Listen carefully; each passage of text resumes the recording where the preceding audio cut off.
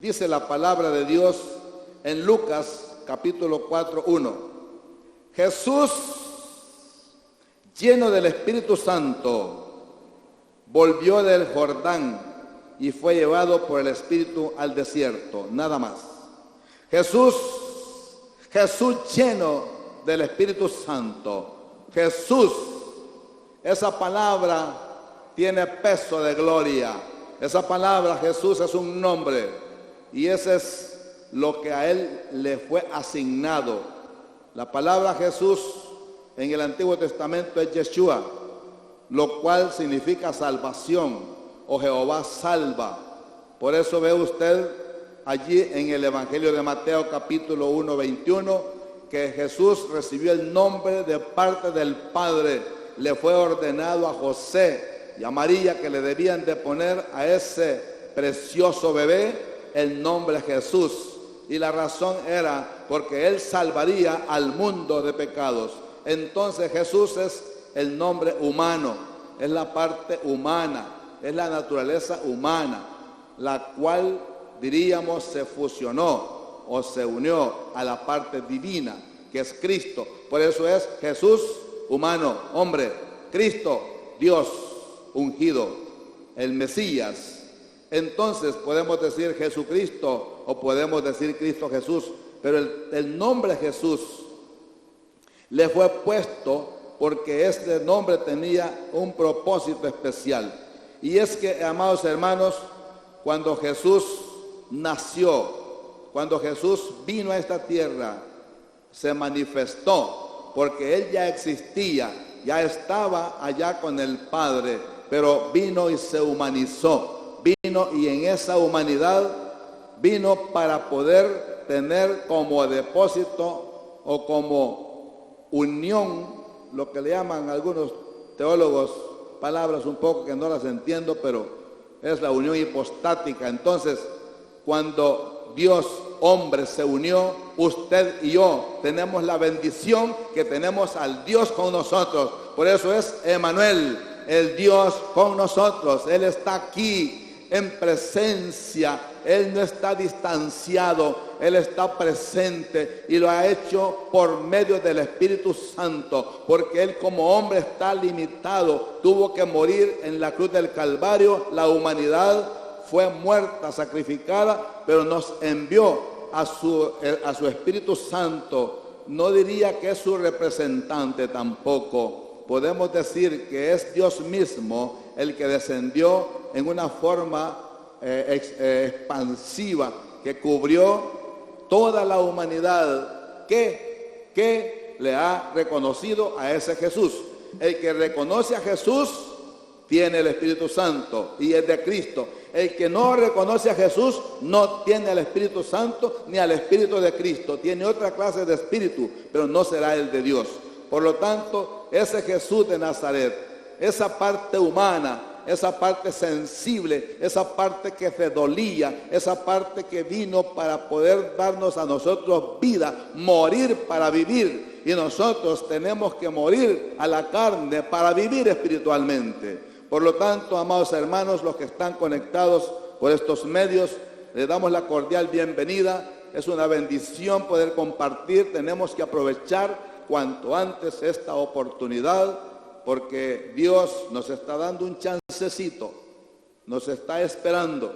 Dios es paciente para que todos nos salvemos.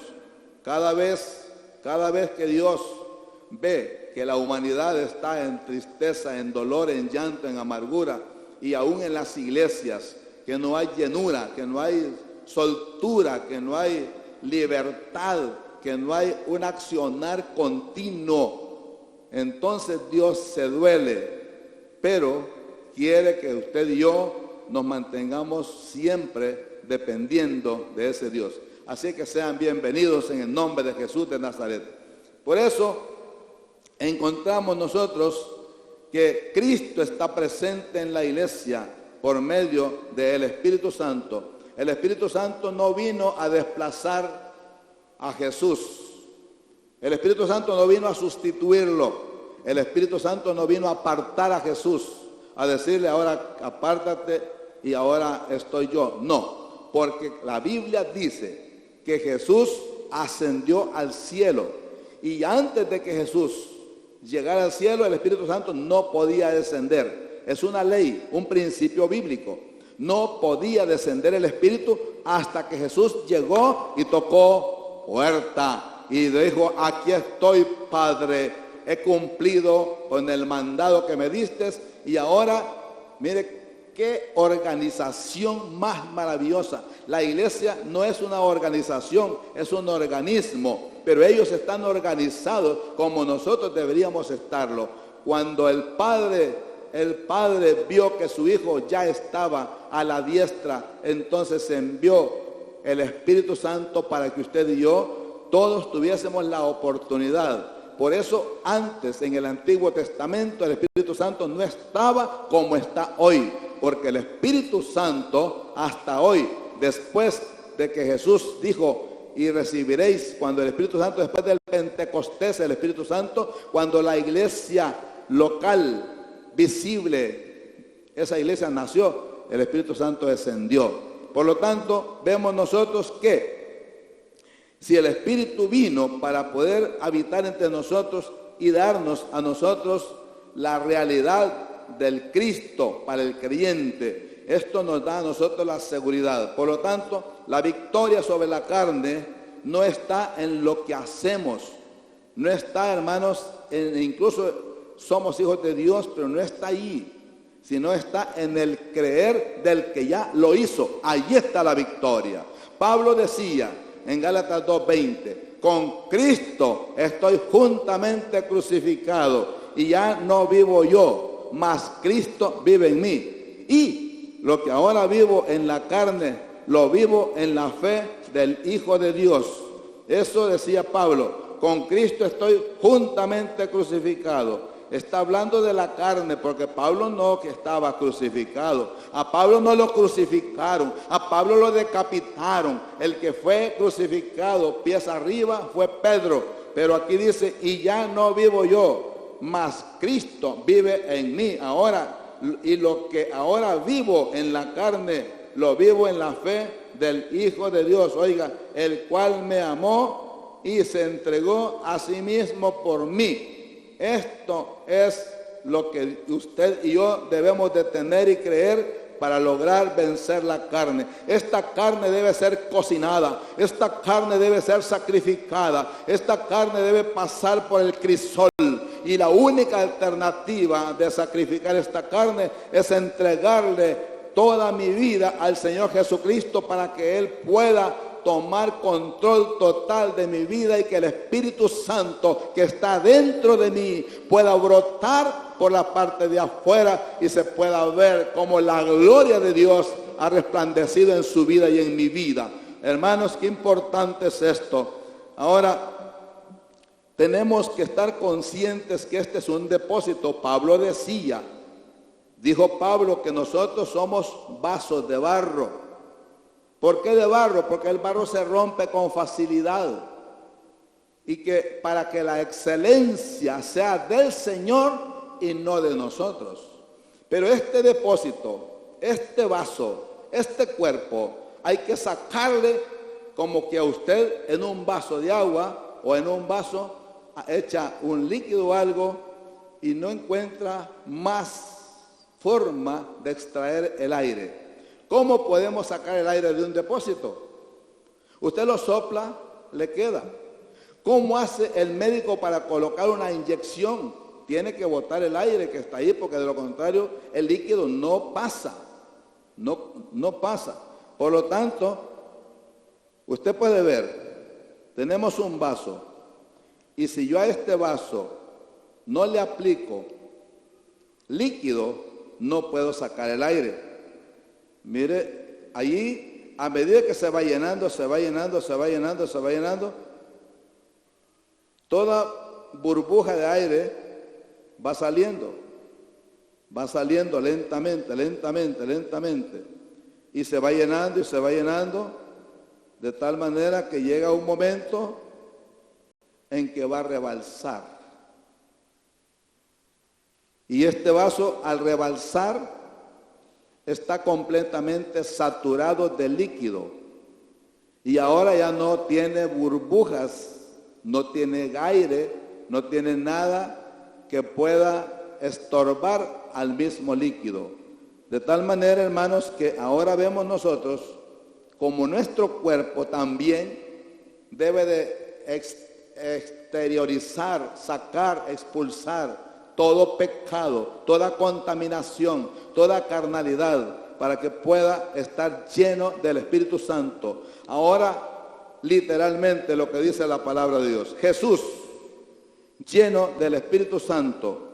Si yo no logro, hermanos, llenarme de su Espíritu, llenarme de su gloria, no puedo ser útil en las manos de Dios. Ningún ministerio, ninguna obra de Dios va a funcionar o va a operar bien si hay secuelas de pecado que no han sido entregadas a Dios. Ninguno. Por eso usted tiene el riesgo de caer con facilidad, como dice el libro de Hebreos 6. Con facilidad nos deslizamos porque el diablo siempre nos va a poner una cascarita por ahí, pero yo que la busco y me caigo y lo culpo al diablo, y no es el diablo que tiene la culpa, sino mi carne. Por eso yo debo de expulsar todo eso. Otra forma en que yo quisiera ilustrar esto es, usted tiene una escalera y usted quiere subir a cierta altura y usted sube el pie lo más ampliamente posible y coge 2 o 3 o 4 peldaños a la vez, posiblemente le dé un desgarre, porque ha dejado espacios,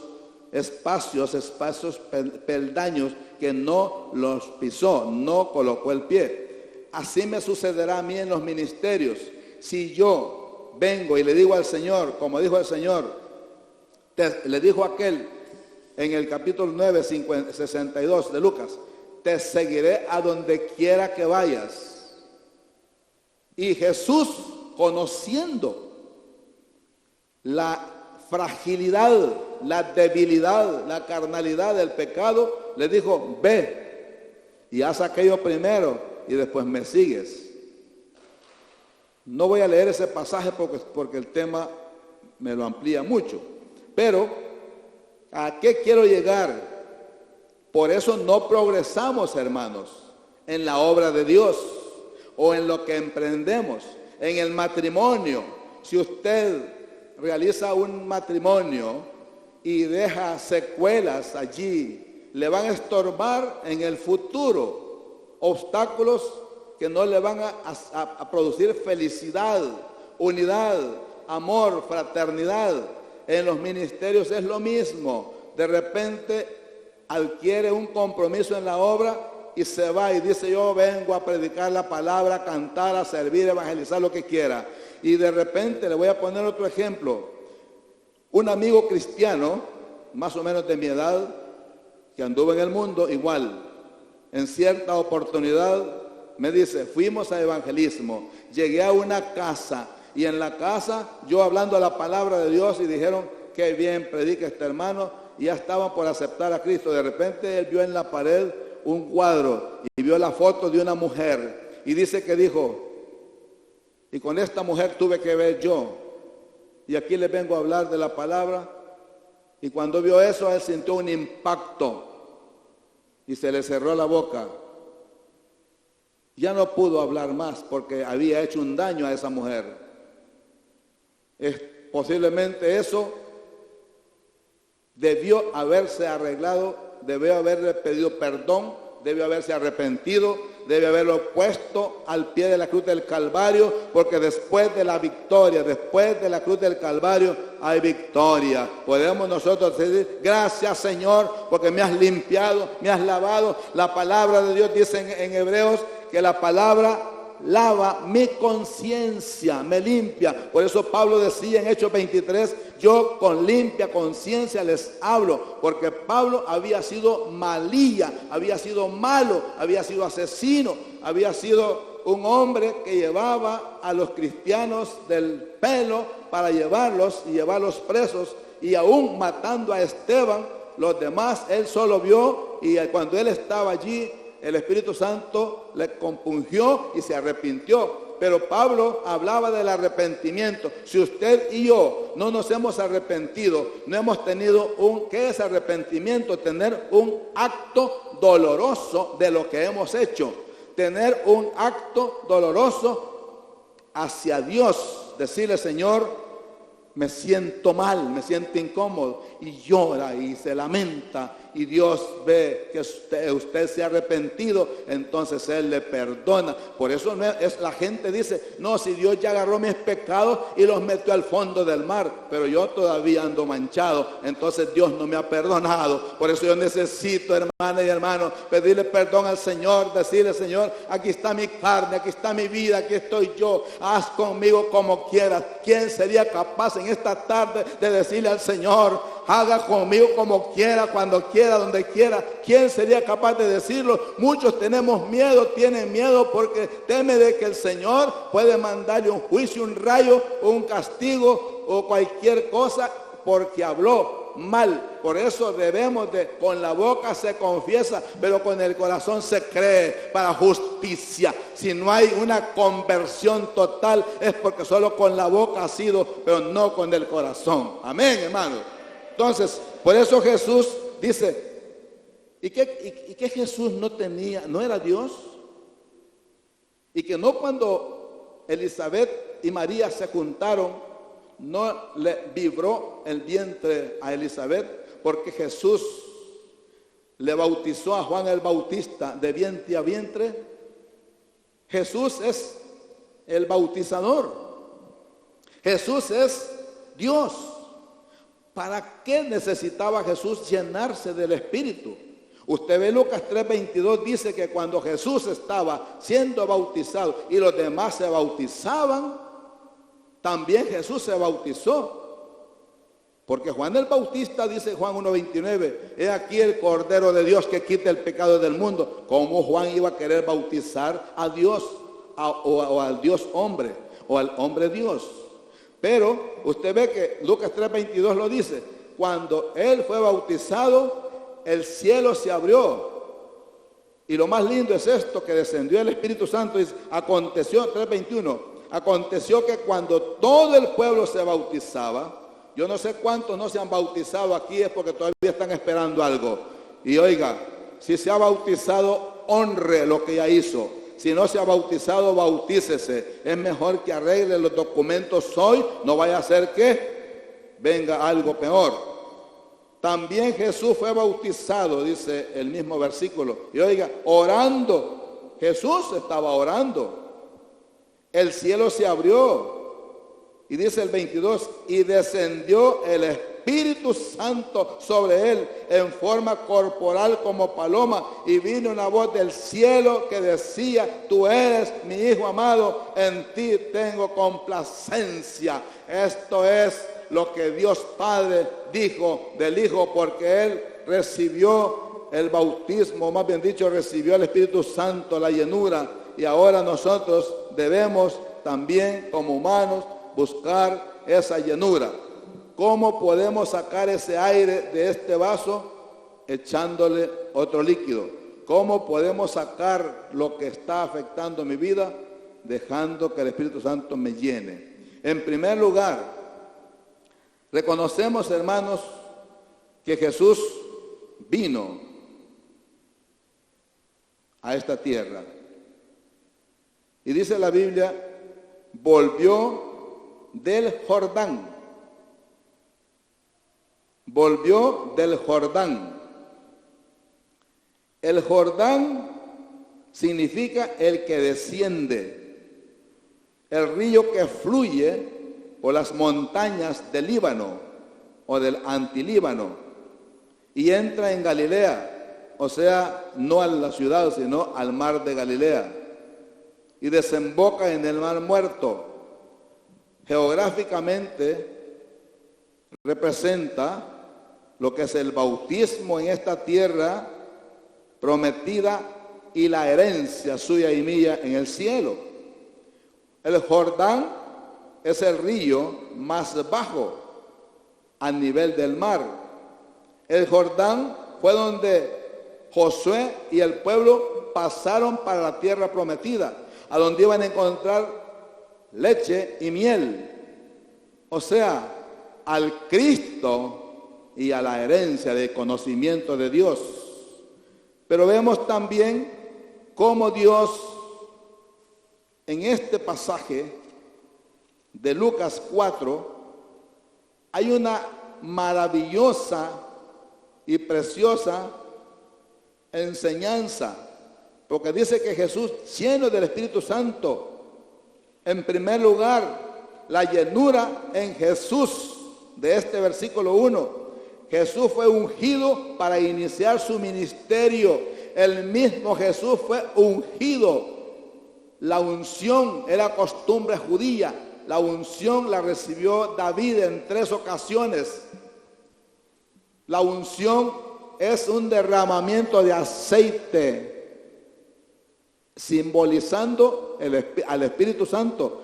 Es la autorización. Cuando yo le pongo las manos a alguien y digo, lo consagro, lo dedico, le estoy dando autoridad. La unción es autoridad, es una delegación. Usted tiene la unción del Santo, por lo tanto usted debe de saber que en usted está el Espíritu Santo y Dios le ha dado autoridad para reprender demonios. Vea, Marcos 3:13 dice que Jesús escogió a los que quiso para autorizarlos, darles poder para echar fuera demonios, para sanar enfermos, para expulsar demonios. Y esa autoridad la tiene usted y la tengo yo. Amén. Aunque no haya venido a la iglesia por mucho tiempo, si no ha negado la fe, si no ha traicionado a Jesús como Judas, está en buena posición delante de Dios. Y si algo así ha cometido, Dios es perdonador del pecador, pero debe arrepentirse. Jesús fue ungido para iniciar. No podemos nosotros iniciar un ministerio y estar vacíos o huecos o con espacios. Dice la palabra en el Hechos 1:8, pero recibiréis poder cuando haya venido sobre vosotros el Espíritu Santo y me seréis testigos. Y ahí habla Jerusalén, Judea, Samaria, hasta lo último de la tierra. Quiere decir que usted y yo somos testigos de Jesús. Usted y yo como iglesia somos testigos de Jesús, porque Él está siendo acusado por Satanás. Siendo acusado por Satanás. Entonces nosotros somos testigos de lo que ya vivimos. Nos da poder para soportar la tentación y el pecado. Satanás, usted puede leer más adelante, y dice, y fue llevado por el Espíritu al desierto, y por 40 días fue tentado por el diablo y no comió nada. Porque cuando nosotros, hermanos, cuando nosotros caemos en la tentación, caemos en pecado, es porque no hemos entregado todo y hemos dejado allí un detallito para que el diablo se aproveche. Por eso la llenura del Espíritu, así como en Jesús, también a nosotros nos da poder para soportar la tentación. Jesús fue acusado por Satanás. Jesús fue tentado por Satanás en el desierto en esto. El diablo quiso que Jesús usara su unción, su poder. Por eso le dijo, di que esas piedras se conviertan en pan, porque el diablo sabe que Jesús tiene poder y usted también tiene poder y autoridad. Y a usted y a mí el diablo no nos debe dominar ni hacer nosotros lo que Él diga, sino lo que Cristo ha ordenado. Por eso nosotros tenemos vida y vida en abundancia, porque el diablo ha venido a hurtar, matar y destruir. Pero yo sé que tenemos vida en abundancia, porque Cristo nos ha dado a nosotros esa autoridad y ese soporte para vencer la tentación. Jesús después de esto fue tentado, lo que dice Mateo 3:16. Vea cómo Jesús, es un pasaje paralelo. Vemos Mateo 3:16 y dice, Y Jesús, después que fue bautizado, oiga, subió luego del agua, y aquí los cielos le fueron abiertos, y vio al Espíritu de Dios. Nosotros no podemos ver al Espíritu. Estoy leyendo Mateo 3:16, que descendía como paloma, y venía sobre él. Jesús lo vio porque es el mismo Dios. Dice Juan 3 que el Espíritu Santo no lo podemos ver ni lo podemos palpar, pero oye su sonido. Ni sabe de dónde viene ni a dónde va, pero oye su sonido. No sé si usted siente la presencia del Espíritu Santo. No sé si usted siente en su vida cómo Dios vive, porque dice el apóstol Pablo en la carta a los Corintios 6:19 que somos templo y morada del Espíritu Santo. O sea que el Espíritu Santo vive en mí, adentro, y vive afuera. Por eso Jesús dijo, estará en y estará con, porque estamos protegidos, porque nuestros órganos muchas veces internamente, hermanos, necesitan de ese poder del Espíritu de Dios para sostenerse. Aún si Dios tiene control de todo, ¿por qué no va a controlar mis glándulas o mis órganos o mi vida? El corazón es símbolo del Espíritu. Allí está el Espíritu Santo. Por lo tanto, Jesús, después de esto que fue tentado, dice el 4:11, rápidamente allí, Mateo 4:11, dice, el diablo entonces le dejó y aquí vinieron ángeles y le servían a Jesús. O sea que el diablo, como es el acusador, Satanás en hebreo es adversario o acusador. Y como él era un ángel caído, él quería que Jesús cayera. Y Jesús no es ángel, Jesús es Dios. ¿Quién lo va a hacer caer? Por lo tanto, venció porque estaba lleno del Espíritu Santo. Nadie puede enfrentarse con sus propias fuerzas. Nos convertimos en templo del Espíritu de Dios y ahora no es con fuerza, como dijo Zacarías 4:6, no es con espada ni con ejército, sino con su Santo Espíritu, ha dicho el Señor. Aleluya, gloria a Dios, hermanos. Si usted tiene el Espíritu Santo en su vida, si usted es hija, hijo de Dios, entonces lo que tenemos que hacer es limpiar nuestro cuerpo, nuestra vida, nuestra carne, sacrificarla. A la carne hay que darle muerte, a la carne hay que sacrificarla. Esta no quiere por la buena. Jesús dijo, el espíritu siempre está dispuesto, pero la carne es débil. Para todas las edades, todos corremos peligro, hermanos.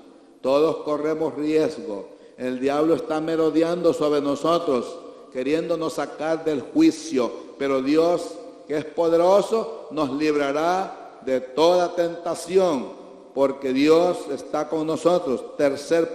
Segundo punto, la función de la llenura. Dios pone su espíritu con propósitos, lo que ya leímos en Lucas 3:22. Vea, ¿cuál es el propósito? En Lucas 3:22, ¿cuál es el propósito? Y descendió el Espíritu Santo sobre él en forma corporal. Y después dice, tú eres mi Hijo amado, en ti tengo complacencia. El propósito del derramar el Espíritu Santo sobre Jesús era cubrirlo, respaldarlo, era darle autoridad, era darle un toque de poder a la parte humana. El siervo Jesús, Isaías 42:1, habla del siervo de Jehová, y ahí encontramos que Dios habla de él. Isaías 42:1 habla del siervo de Jehová. Por eso aquí dice, he aquí mi siervo. proféticamente hablando, 700 y tantos años antes de que naciera ese siervo, ya tenía una promesa de que él sería el redentor del universo, el redentor del mundo. Dice Isaías 42:1, he aquí mi siervo, yo le sostendré, mi escogido. No es que lo escogió entre alguien más, sino que es el único hijo, y cuando habla de escogido no está diciendo que lo escogió entre muchos, sino que lo comisionó. Y dice, en quien mi alma tiene contentamiento. Oiga lo que dice, he puesto sobre él mi espíritu. Y está hablando del Espíritu Santo, es una E mayúscula, no está hablando de la parte humana, porque Jesús tenía su espíritu humano. El que dijo en la cruz, Padre, en tus manos encomiendo mi espíritu, era su vida espiritual, era su vida, su soplo, porque Dios Padre estaba esperando a su Hijo, no le estaba quitando lo que ya tenía, sino que estaba recibiendo aquella vida delante del Padre. Ahora dice, concluyo, Espíritu, Él traerá justicia a las naciones. Y ahí puede usted leer después cuando tenga oportunidad. Entonces, el Espíritu, esta función del Espíritu en nosotros, en Jesús, lo hizo para redimir la humanidad. En nosotros nos capacita, nos enseña para testificar de Cristo. Eso es lo que hace la llenura. Al creyente lo capacita, lo llena, le enseña, le muestra el camino y le abre el entendimiento, como cuando Jesús dijo ya resucitado en Lucas 24, cuando se encontró con aquellos que estaban allí ya en el último momento, y les dice, les abrió el entendimiento para que ellos pudieran predicar la palabra. Nadie puede predicar la palabra de Dios si el entendimiento está botado o vetado o embotado, como lo quiera tomar. Necesitamos que esta mente sea transformada, como dice Romanos 12:2, transformados por medio de la renovación de vuestro entendimiento, hermanos. Qué lindo cuando uno empieza a entender las cosas de Dios. Pero ¿sabe por qué a veces no entendemos? A veces nos sentimos como que estamos adormitados, como que estamos velados, como aquellos que dice la Biblia que iban camino a Emaús y no sabían quién es el que iba a la par de ellos, y cuando iban hablando de que un tal Jesús, que alguien había resucitado, no sabemos, y Jesús estaba oyéndolos, y dice, y les abrió el entendimiento, porque ellos estaban velados, no sabían, no entendían. Pero yo le recomiendo algo en esta tarde: busque, pídale a Dios que le abra el entendimiento, porque así le va a dar gusto, le va a dar sabor a la palabra de Dios. La palabra de Dios es la que da vida, la palabra de Dios es la que cambia, la palabra de Dios es la que testifica de nosotros, porque dice la Biblia que en aquel día Jesús mismo dijo, yo no le voy a condenar ni le voy a juzgar. La palabra que os he hablado, esa es la que los va a juzgar. Aleluya. Bueno, gloria a Dios, hermanos. Bendito el nombre del Señor. Entonces, al creyente lo capacita para servir con sabiduría, con revelación, con poder, con carácter y valor. Ahora entiendo por qué Pablo decía, oren por mí, para que yo pueda predicar la palabra con denuedo. La palabra denuedo es valor. A veces uno le tiemblan así las piernitas, ¿verdad? Y va, usted quiere, mire, yo vengo a hablarle de la palabra de Dios, ¿verdad? Le vengo a hablar de la palabra, así llegaba yo en algunas oportunidades, ¿verdad? Y el diablo dice, ¿y dónde está la autoridad? ¿Dónde está el poder? ¿Dónde está la sabiduría? ¿Dónde está el carácter? El carácter se moldea de acuerdo al molde de Dios. Mi carácter debe de ser moldeado de acuerdo al molde de Dios. Yo debo de ir cambiando poco a poco. Dice Proverbios 18:4. Que somos como la luz de la aurora, amén, que vamos de aumento en aumento, hasta que el día es perfecto. Y yo quiero caminar así, ir de triunfo en triunfo, de victoria en victoria, hasta que logre, como Pablo dijo, he ganado la buena batalla. He guardado la fe, y por lo tanto me espera la corona de justicia que el Señor justo me dará a mí, y no solo a mí, sino también a los que están en Josué. Aleluya, así dice allí, ¿verdad? Gloria a Dios. Así es que, hermanos, necesitamos tener ese poder del Espíritu Santo, porque esa es la función. Tercer punto, la unción en Jesús. Versículo 14 de Lucas, capítulo 4. Dice el versículo 14: y Jesús volvió en el poder del Espíritu. Oiga, a veces nos equivocamos y andamos en la carnita, hermanos.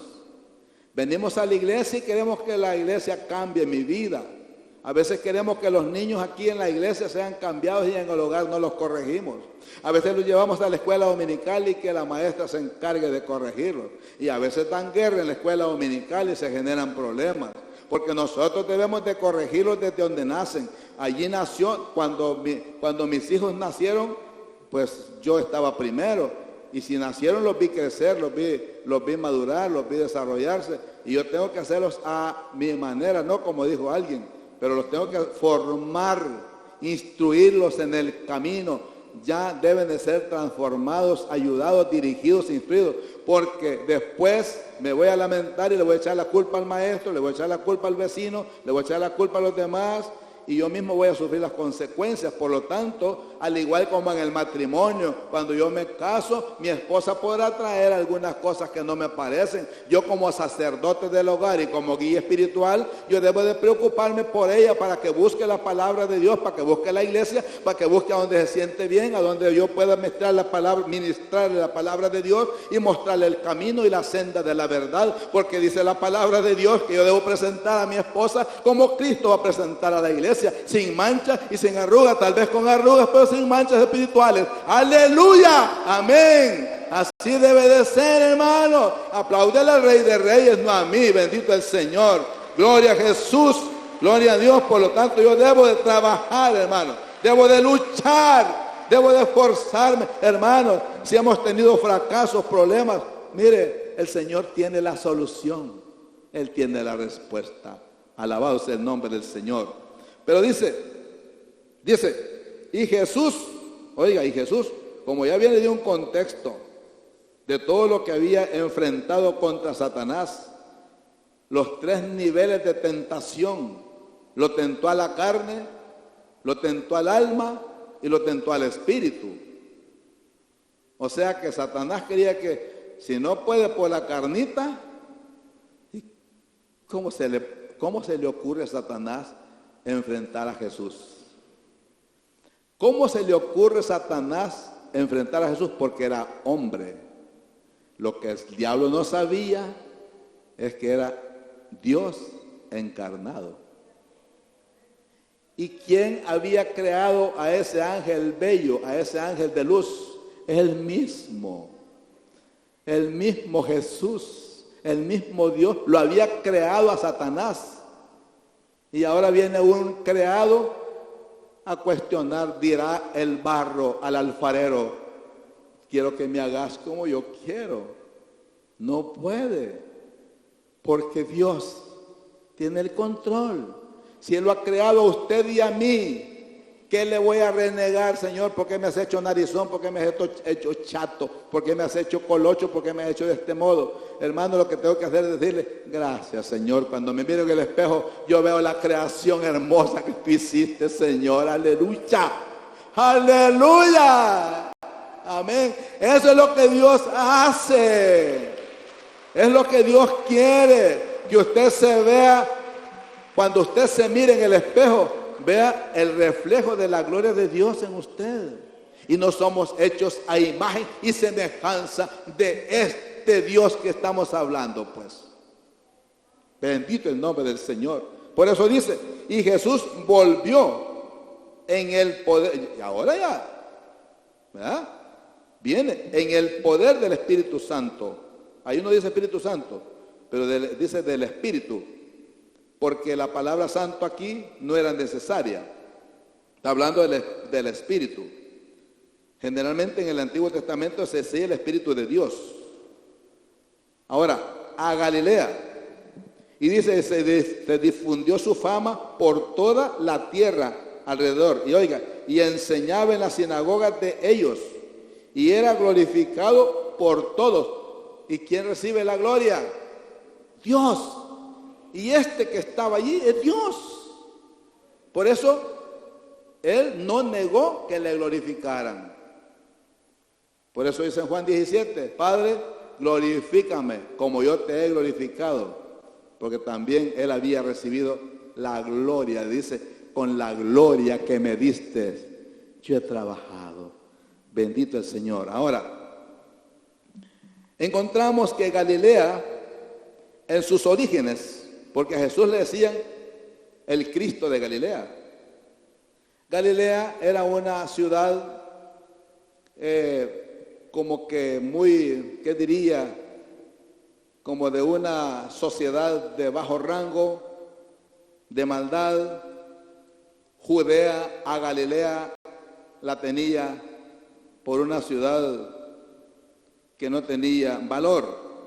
Los orígenes galileos del Cristo, de Jesús, que marcó la historia, el Cristo de Galilea. Desde esta perspectiva, hermanos, se inicia una reseña panorámica de Galilea que sirva de plataforma y clave de comprensión de las implicaciones concretas del ser Galileo. En otras palabras, allí en la situación geopolítica, económica, religiosa y geográfico incluso del sector de Galilea, encontramos que Jesús tuvo que llegar a Galilea. Los mismos hermanos le dijeron, vete a Galilea, vete a la fiesta, porque ahí correspondes. Pero lo que estaba sucediendo es que la mayoría de discípulos eran galileos, solo uno no. ¿Y sabe quién no era galileo? Solo Judas. Judas era de Cariot, Judas Iscariote. Los demás eran galileos. Por eso a Pedro, cuando le dieron, negando a Jesús, le dijeron, tú eres galileo y tienes las mismas características o el modo de aquel Galileo. Y él dijo, no, estaba negando lo que él era. Vemos entonces que tomando en cuenta estos factores en referencia a la procedencia de Galilea, es posible que nosotros podamos identificar la actividad de Jesús en Galilea por todo lo que estamos viendo. Galilea estaba formada en su interior por una población mixta. Probablemente pasaba a los ojos de los habitantes de Judea por tierra de paganos. Allí desarrolló Jesús su fama. ¿Y no cree usted que Cristo se ha hecho famoso en nosotros? Si usted compara este panorama de índole religioso y todo lo demás de Galilea, ¿cómo estamos nosotros? Pregúntese usted, ¿qué clase de tierra somos nosotros? Yo debo de reconocerlo. Entonces, Jesús fue ungido por Dios. Hechos 10:38. Vea cómo la unción en Jesús no fue simplemente usted. ¿Para qué quiere ser bautizada o bautizado o recibir la unción?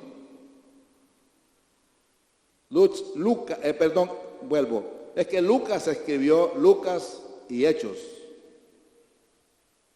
Quizás por eso el Espíritu me está llevando a Lucas. Pero dice el versículo 37, quizás sí es que me encantaría leerlo todo, pero es que esta la palabra de Dios nos conmueve. Es que hace que uno se sienta, oiga, que yo me pueda adaptar a la palabra y no la palabra a mí. Y cuando usted lee y siente que Dios habla y habla para poder predicar estos mensajes, yo le doy la honra y la gloria al Señor. Tengo que leer y donde Dios me dice aquí hablar. Y eso uno siente y empiezo a llorar, hermanos. Ese es un problema. Es un problema que tengo. Las lágrimas brotan para marcar mi Biblia, para mostrar que Dios está vivo y me quiere limpiar profundamente. Aleluya, gloria a Dios. Bendito el Señor. Vea lo que dice Hechos 10:36 hasta el 38 vamos a leer. Bendito el Señor. Lea su Biblia o lea lo que le tenemos ahí, que es la misma. Dios, Hechos 10:36, Dios envió mensaje a los hijos de Israel, anunciando el evangelio de la paz por medio de Jesucristo. Aquí ya unió al hombre Dios. Este es Señor de todos.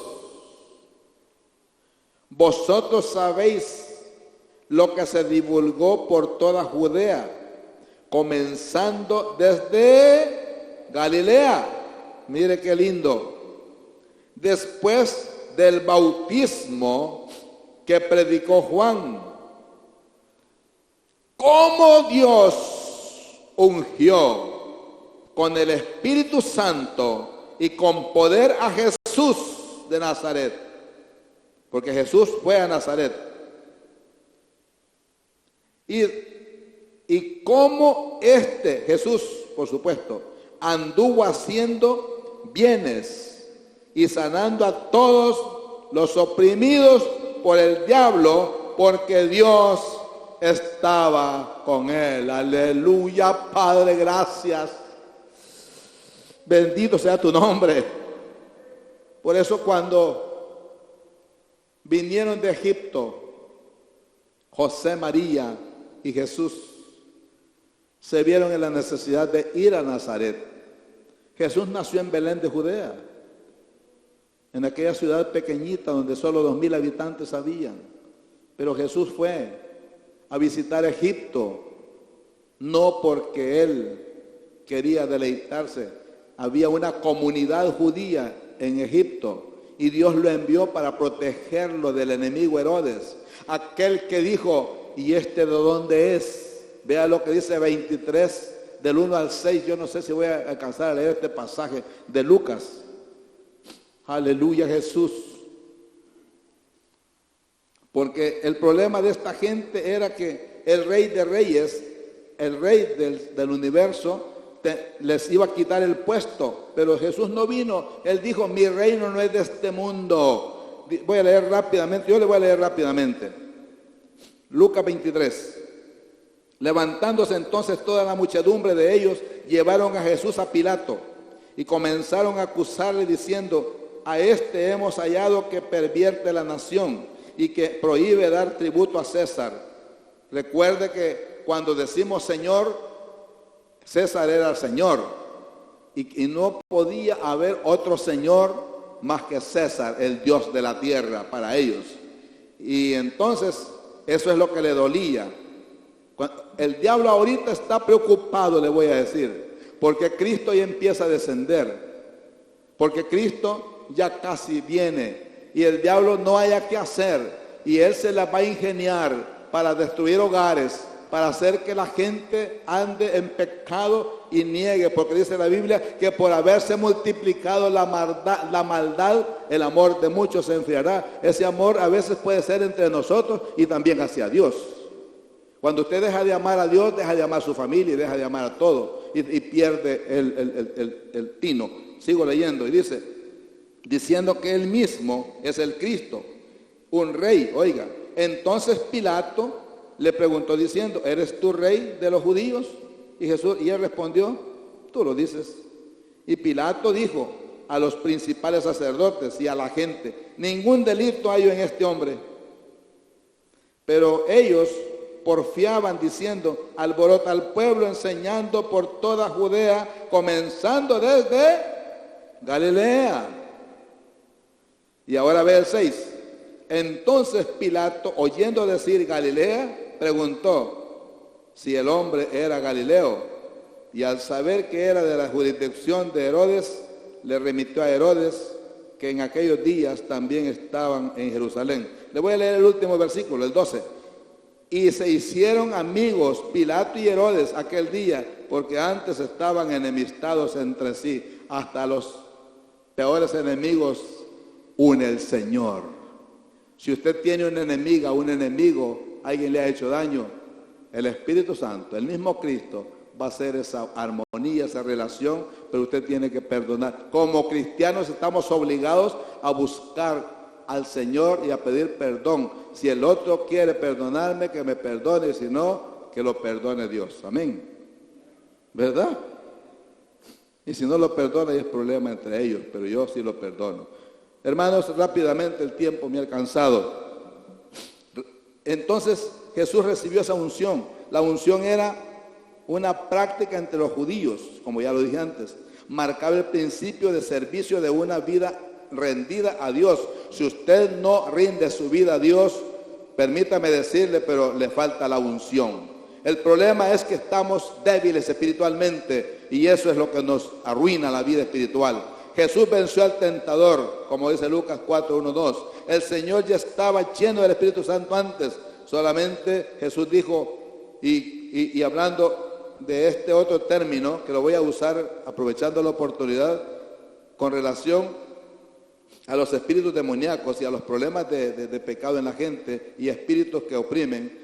Este género no sale sino con oración y ayuno, dijo Jesús, porque el ayuno quebranta cadenas, rompe yugos.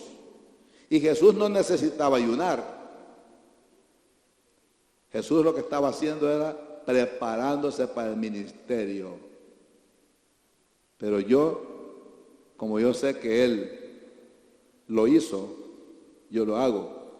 Y yo no sé si les hago un examen en esta tarde, los hermanos que ayunaron todas las mañanas durante estos 7 días, no sé cuál será el puntaje, pero Dios conoce su corazón y su mente. Yo hago las cosas, como dice la palabra de Dios, para Dios, para Dios.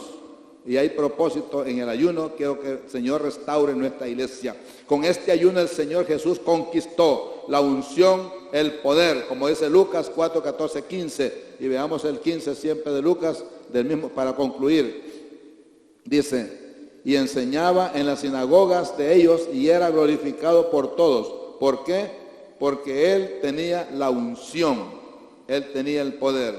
Y el cumplimiento del propósito, como dice el 21, que es rápidamente, bueno, veamos rápidamente el 18. El Espíritu del Señor está sobre mí.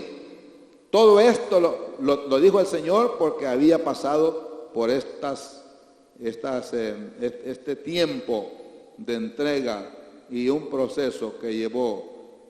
No necesitaba pasar por todo eso, siendo Dios, pero lo hizo para poder prepararse humanamente hablando, y la unción estaba sobre él y no podía usarla sino para desarrollar su ministerio. Me ha enviado a sanar a los quebrantados de corazón, a pregonar libertad a los cautivos, vista a los ciegos, a poner en libertad a los oprimidos, a predicar el año agradable del Señor. El 21 dice, y comenzó a decirles, hoy se ha cumplido esta escritura delante de vosotros. Bendito sea el nombre de Dios. Aleluya, Jesús. Gracias, gracias, gracias, gracias, Señor.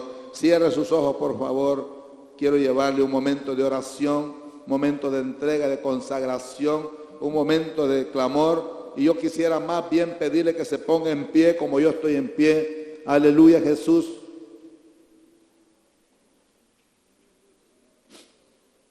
Aleluya, Jesús, gracias. Gracias.